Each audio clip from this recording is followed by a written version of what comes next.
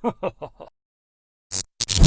going on, guys? Welcome to Rants Red Talk, where we discuss the topics that you send through to me on Twitter. And boy, there's a few things. First of all, I just want to say big up for all the messages, bruv. Like the response to the last Flex and Rant show about Paul Pogba, the amount of positive messages that I've got from people. Obviously, people saying that they respect how I put it across and how I stood up for him, etc., etc.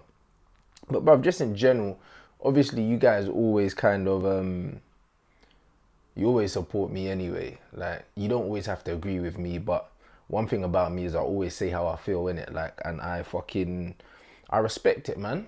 I respect that you guys have gone out of your way to reach out to me because it means a lot. Obviously, it was a topic that I hold very close to my heart in it, like growing up in this country, and some of the shit that I've experienced, and obviously just knowing what's going down in it, and a lot of pundits ain't really saying it. Like Ian Wright kind of alludes to things now. Do you know what I mean? He's a bit more vocal than he used to be.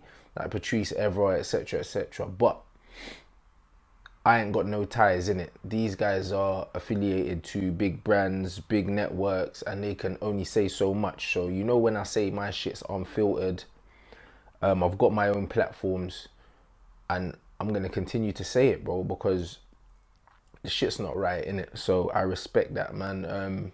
Love you guys for all your messages. Also, my training camp has started. Yeah, the fight is coming up. It will be 6 weeks on Saturday. A few people have already started to buy tickets. A couple tables have gone. I'm gonna put the link in the description of all of my videos now moving forward. My first training camp vlog should be out at the start of next week. We're gonna film that this week, so there's a lot going on. Obviously, it's at the O2. It's for a very good cause, charitable cause. We're gonna sell loads of tickets. We're gonna raise loads of money for mental health awareness. It's gonna be a great night. Dapper Laughs hosting O2, 3,000 plus seaters. It's gonna be one hell of a night, guys. So if you're coming down, the link will be in the bio here. The link will also be in my Instagram description, and all you need to do is take a screenshot of your confirmation of ticket sales, because what I'm going to do is I'm going to have an open training camp at my boxing gym before the fight, so you guys can come down, chill with me, watch a training session. Do you know what I mean? Just hang out, like really, like a meet and greet. So make sure you send me those receipts through. All right, now get that shit out of the way. Let's get to your questions, man. And we got some good ones. So what we're doing today is it's going to be a two-part. The first part's going to be here. The second part's going to be on IGTV, on Instagram. So if you ain't on the Instagram, make sure you jump on the Rants and Bants Instagram, guys, because I had so many questions, good questions. I had over 150. I couldn't do one show. Fuck that. Especially as this is late. Okay. At Nicotine Curry, it says, are you just as happy as I am that you don't have to see United play for a few months? I can't lie. I am in it because it was getting heartbreaking. It was getting very heartbreaking, to be honest, because since PSG, there's been no improvement. I'm quite bewildered, and quite left almost ponderous at Ollie's lack of being able to change the fortunes around, change the players' fortunes around. Fair enough, like we've got some shit results and that, but it's like the style of football hasn't even improved. Like, and no matter who he put out, we still were struggling to score from open play. These are criticisms that I had of the previous manager. The reason why the previous manager didn't work out is because his coaching style, his communication's terrible. His style of coaching is very archaic, innit? Compared to a Klopp or Poch, and a Pep Guardiola, bruv. His idea of coaching is not improving players. His idea of coaching is telling you what to do and hoping you do it, bruv. Now, you can't do that with such a young squad that we have. And obviously, he brought in quite a few more experienced players, but most of them flopped. So, to be honest, like Ollie's inability to change things around does worry me. So I'm glad I don't have to watch them play again. Not for a while anyway. Let me know what you think in the comment section, guys. Are you glad the season's over? Because I can't lie, I breathed a heavy sigh of relief. Not that I'm going to be working any less, because the Flex and Rant show goes on, the WTF show goes on. Do you know what I mean? Rants Red Talk goes on. Do you know what I mean? If any news breaks, you're still getting your videos. But, yeah, we just don't need to deal with the heartbreak. Undisputed Chapo Bay something. Nah, one of these long words. Okay. What would force the Glazers to sell the club? I've always said that if you want to get the Glazers out, you have to hit them in their pockets, innit? Like, once the share prices start plummeting, people stop going to games. Yeah, like, that's what will stop them. Now, but a lot of the fans ain't got a bottle to do that. Do you know what I mean? A lot of these United fans, unfortunately, these season ticket holders, which is why I clash with a lot of them, is Manchester United is a religion to them. And a lot of religious people, unfortunately, just swear blindly by the religion. They don't use common sense. They don't use logic. Everything is just because the book says. And that's what a lot of these guys are like. So, because of that, they will keep turning up week in, week out just because. You know what I mean? Like, there's no common sense in it. Whereas really, the best thing to do in a situation like that is to show these man, yeah, I've got my season ticket, but I'm not coming. I'm going to leave that shit empty. So when it's saying, yeah, match day attendance is like 83,000, this, that, and the other, bruv, and there's 40-odd thousand people in the stadium, man will understand. Man will understand. You see what I mean? So I think the best way is to hit them in their pocket. The only way you can hit them in their pocket is by doing things that you know pumps money into the club or makes it look more desirable. That's why the unfollow United thing started to take off, because they look less desirable if they got less followers on social media, because Ed looks at these marketing strategies when trying to recruit sponsorship. So you do that. You take away from their numbers on social media. You take away from the numbers of bums in seats at Old Trafford. Do you know what I mean? You don't buy the new kit when it comes out and all these things. That's what we really need to do. I haven't bought a Manchester United kit since the Pogba one. When Pogba got unveiled with Stormzy and that, I literally went straight down to the Adidas store and bought a Pogba shirt immediately. Since then, I haven't bought another one. My kits have been given to me free. Do you know what I mean? But I've not bought one. And I don't think I'll be buying one again, definitely until they leave. Thanks for your question. Guys, let me know what you think in the comment section. Is there anything that I've missed out that you think would definitely force these men to sell? Because right now, as long as the club's profitable, there's no reason for them to sell, because they're making a tidy sum, bruv. Dominic Coelho. You said Oli can be ruthless because he left out players like Herrera out the matchday squad, but do you think he can be ruthless in the way that we want him to be? He continues to play players like Young, Smalling, Jones, etc. and they are big problems at the club. I agree. And the reason why I said Oli can be ruthless is everyone's looking at Oli like he's very sentimental and he's a passionista, which I think he is. But at the same time, to say to Ander Herrera, you know what, you've been at the club 4 years, but fuck your send-off, bro. Obviously, something happened behind the scenes.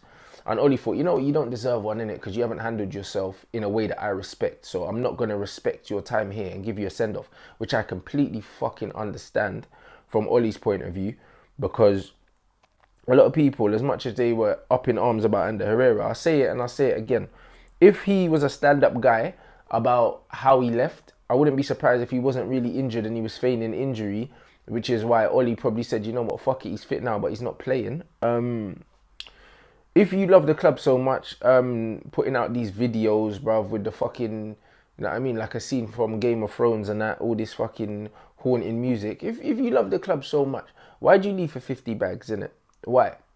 Because Robin Van Persie, Dimitar Berbatov, all these men got offered more money to go to Manchester City and they chose Manchester United, bro.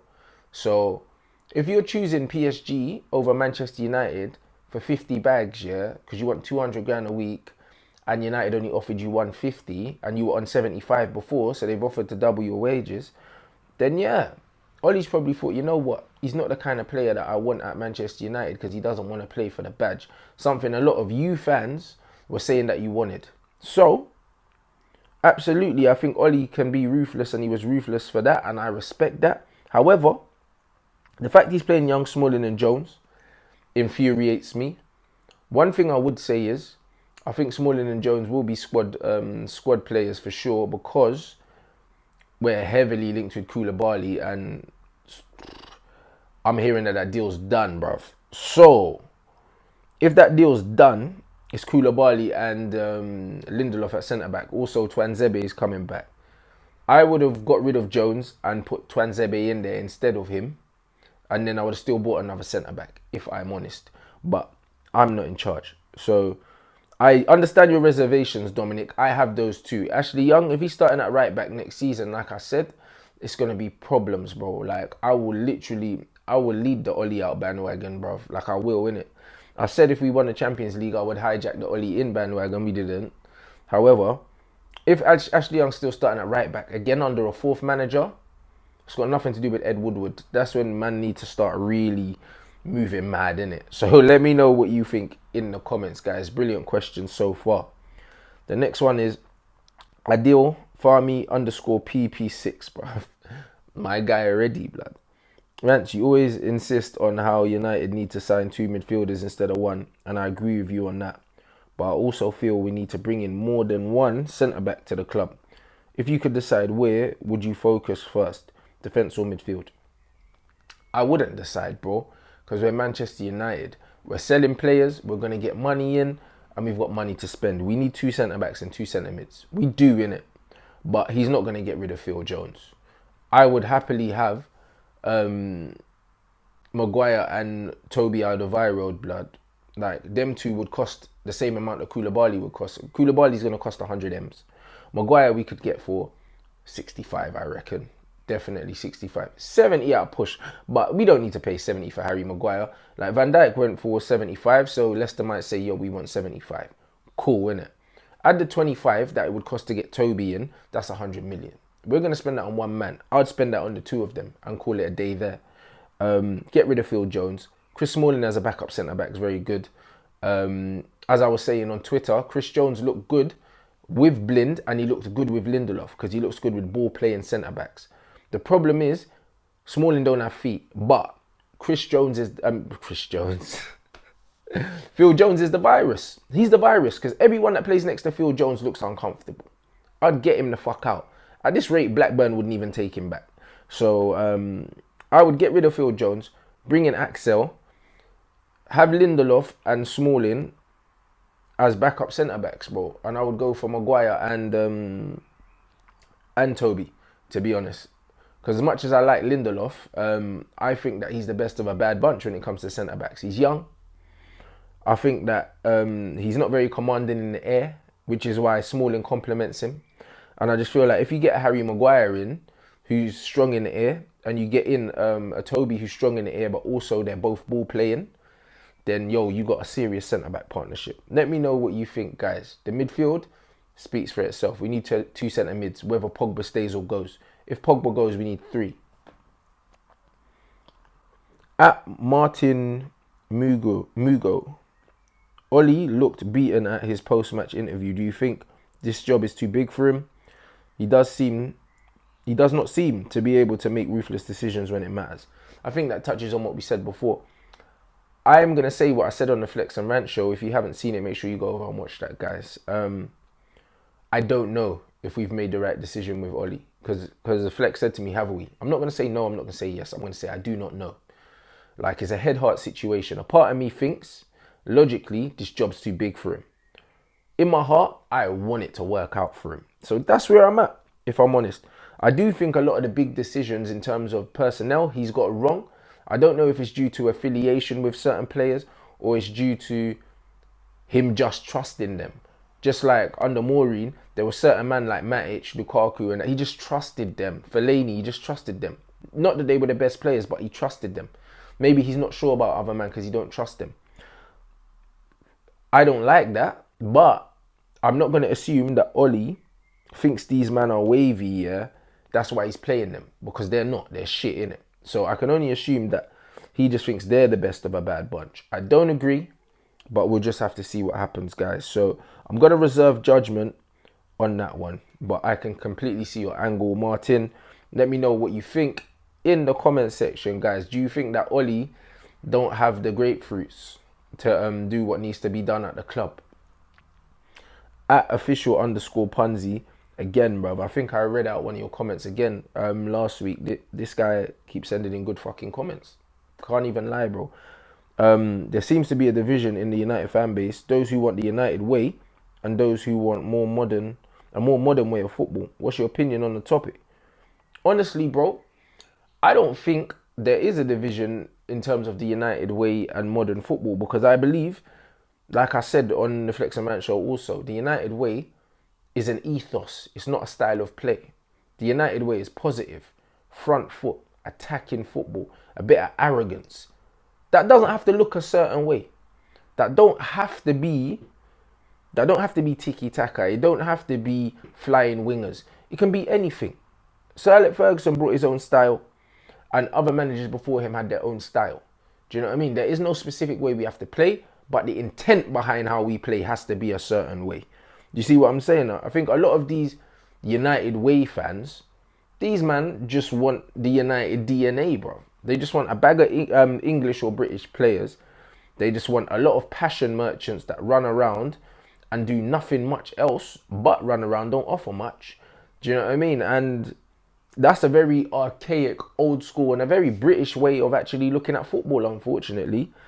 I feel like this generation of football fan, no matter where they're from, have a better appreciation of continental football now. Like, they watch La Liga, they watch Serie A, they watch the Bundesliga. They do that. The older generation, and when I say the older generation, I mean the guys that are probably like in their 40s and upwards, yeah? These man only watch Premier League football. So them man probably don't know what a director of football is. And I'm not talking about all of them, because you will get anomalies. I'm talking about a majority. You can never talk about everyone when using examples, because there's always anomalies, there's always differences. The majority of them only watch the Premier League, and most of them probably only watch Match of the Day if they're not match-going fans. Do you know what I mean? For whatever reason, whether they got families, whatever, and they can't sit down and watch full games. The point is, they don't understand the way the game's evolved in terms of how teams are set up, in terms of how people play football. Now, I mean, football to them is 11 men running around kicking each other. And cool, that's a very British mentality, but that don't win shit in 2019. So a lot of these men want grit. They want fucking people to run around and that, but bro, you do that. City bop you off the park. Liverpool bop you off the park. So the more up-to-date fans, that's what I would say in terms of their mindset. Understand that football has evolved and we need a more modern way of playing football. I don't think Ollie offers that at the moment, bruv. When you compare him to the football that I've seen the top 3 managers play in the Premier League. And when I say top 3, I mean Pochettino, Klopp and Guardiola. I don't think that Ollie's got that in his DNA, because I just don't think he's as good a coach as these men. If I'm completely honest, like in terms of the style of football, like the pressing, the triangles and that, he's not in it. However, I'm hoping that with better quality players, we can at least get something that starts to resemble something like that. Because the closest we had to structured attacking football and intent was under LVG. And a lot of people didn't like Louis van Gaal's football. I liked Louis van Gaal's football. LVG's football for me, post-Fergie, is the best football I've seen. But we didn't have the players. So we lacked attacking, cutting edge. But actually, in terms of keeping the ball, we kept the ball better than anyone else. We moved the ball, the triangles, the attacking shape, the intent. You knew how United were going to play. We beat all the top 6. They couldn't get nowhere near us, bro. And that was without the likes of the Pogbas. That was, you know what I mean? Like, if he had the 400 million that fucking Maureen had, and he brought in like a proper striker, because Van Persie was on the way out, and also he didn't have the pace. Falcao flopped. Di Maria flopped. Do you know what I mean? If he had time to bring in like a proper striker, like he wanted to get like a Thomas Muller or something like that, you never know. We could have been insatiable. We could have been, because actually the foundation there, he improved players. Smalling looked like a player. Like, that's a proper coach, innit? Van Gaal's a coach from that era. Maybe he was an era behind, and he probably bought players that are a bit too slow. He didn't bring in the right kind of profile of player for this era. But in terms of his philosophy and what he wanted to do, he's very much a coach, innit? And I don't know if Ollie is. Like, Ollie still calls man Rashi in the post-match interviews and that. I'm like, you're the gaffer, bro. You're talking like you're calling him names like you're his teammate. Do you know what I mean? That worries me when you're not dropping man and he's not playing well. Do you see what I mean? Do any of you guys feel that as well? Let me know what you feel in the comments, man. That was a fucking good question, man. It just opened up so many different avenues. Iceman Victor is his name. I hear you. If Poch were to step down from Spurs after winning the Champions League and Ollie were to leave in the summer on his own accord, would you want Poch? How about this? If Poch resigns, from Tottenham after winning the Champions League, I'm telling Ollie to resign and I'm giving Poch his job. It's that simple. If Pochettino is available, I get him. It's that simple. Poch has always been my number one choice from probably 2 years ago. You lot know, I was the first on the Maureen out bandwagon. Very first. And I was saying it and I was getting loads of stick for it. And then by the time everyone else caught up, I was over it, man. I'd already stopped going to games because it was hurting my head. So if there's any way that Pochettino is available, you say, Ollie, thank you, but no thanks, bro. Like, do you know what I mean? You do. That's the only instance where I would agree with this. Like, there's no other manager in world football right now, that's available that I would ask Ollie to resign over. But he's one of them because he's proven. His philosophy is very much what we need. It's a modern philosophy. He's very good at recruitment. He's very good at improving players. You just got to look at the likes of the Harry Winkses and all these men that he's brought through, as well as the players that were already there, like your Ericssons and that. These men have gone up another level. And that's down to the manager. So, as much as I'm definitely behind Ollie and I want him to have this window, if Pochettino becomes available, like 10 losses out of 12 for Ollie, like if he started the season the way he ended it, we wouldn't have given him the job. Like his numbers already are sackable. You know what I mean? I'm not saying sack him. I'm not, because I know a lot of people would like to try and turn it around, looking for something. But I would still stick by Ollie. But if Pochettino is available, then I think that the board have a serious fucking decision to make. What do you think, guys, in the comment section? All right. I don't know, this says at Red Army, but it says Invincibles 49. So I don't know. I think he's an Arsenal fan and he thinks they're the Red Army. They're not the Red Army. We're the Red Army, mate. Thank you. Do you think that Rashford and Lingard can play for Everton and Leicester? No. I'm going to be real. Because you don't drop Vardy for Rashford. You don't drop Maddison for fucking Lingard. And as for Everton, like, what's his name? The Brazilian. Oh, fuck. I hate when that happens. That came from Watford. Richarlison. Do you drop Richarlison for Rashford? No. Do you know what I'm saying? And you don't drop anyone in Everton's midfield for Lingard. What, you drop Gomez? It's all mad, rude boy. Do you see what I'm saying? These men are not good enough for Everton. And we protect these youths. We protect them. And that's why I'm saying, give the same energy you're giving for a World Cup winning best player in the team by far. When he's not playing well, have that same energy for these pretenders, bruv. Because Rashi's bluffing at the moment. Man, when I talk about Pogba's haircuts, Rashi's always got the lines in his head, the fucking mohawk and all these things. Bruv, and you're shanking free kicks into the disabled stand, bruv. This is what it is. So, you know what I mean? People talk about attitude and, you know what I mean, they want to stick it on Pogba. I'm just saying, be consistent. These men are not good enough, innit? Like, they're not even good enough to start for England. Great question, guys. Let me know. Even though as an Arsenal fan trying to get me to dig out my own players, I'm going to do it because they deserve it. Okay? Let me know what you think about that, guys. Chris Gibbs, Gibbo175. How pumped are you for Spurs and your bro for the Champions League final? I'm very pumped. I've been looking for flights for him, actually, because, bro, the flights have been extortionate. Because I'm well-travelled and I kind of know how to kind of do things. So I told him he's probably going to have to fly to Spain or France and then fly from there. Because direct flights from England, they're looking about $1,000, you know, and that's not even for accommodation. That's fucking, it's disgraceful, innit? If I'm completely honest. And anyone that would disagree, like, bruv, you need your head shaken, bruv. It's Madrid, it's down the road, innit? Like, you could drive there. The man are gonna charge you $1,000, you know, just because you know there's a cup final. Like, capitalism is a bitch like that sometimes. So, I'm super, super pumped. I hope that they win it. I've seen my team win 2 and get to 3 finals. So I can honestly say that I want him to experience that feeling as my little brother. Do you know what I mean? I want him to. There's nothing like it. I cried in 2008. Do you know what I'm saying? I literally cried. I was only 10,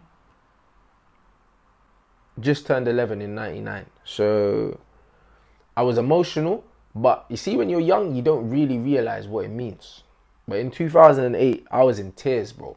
Do you know what I mean? And I'd love for him to experience that, to be honest. I'm assuming all of you guys are going to be supporting Chelsea Hotspurs like me for the rest of the season. Let me know, bruv. Chelsea Hotspurs, man, want to get a half and half jersey. All right. Last one for your YouTube segment is King Wanker Teddy, bruv. Bruv, you need to leave me a comment and tell me why your name's King Wanker, bruv. I don't understand. Unless that's actually your name. Yeah, it might be actually, bruv. You know the ones there. Like, now I think about it, just a surname in front of the first. I'm about to say, I was thinking later, bro. How many ins and outs? Also, highlights of the season and worst moments. Ins and outs, I can't say because me, I'm super critical. I'd get rid of a bag of these idiots. I think ins, we need a minimum of 5 though, not including Daniel James. Highlight of the season for me.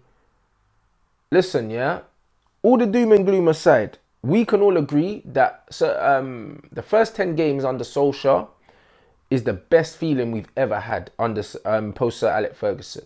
Ollie's at the wheel, like mosh pits at the stadiums, everything. It's been amazing, innit? While it lasted. Let's not forget that, innit? While all this doom and gloom is. And I want you guys to soak this in because a lot of people are like, oh, there's so much negativity.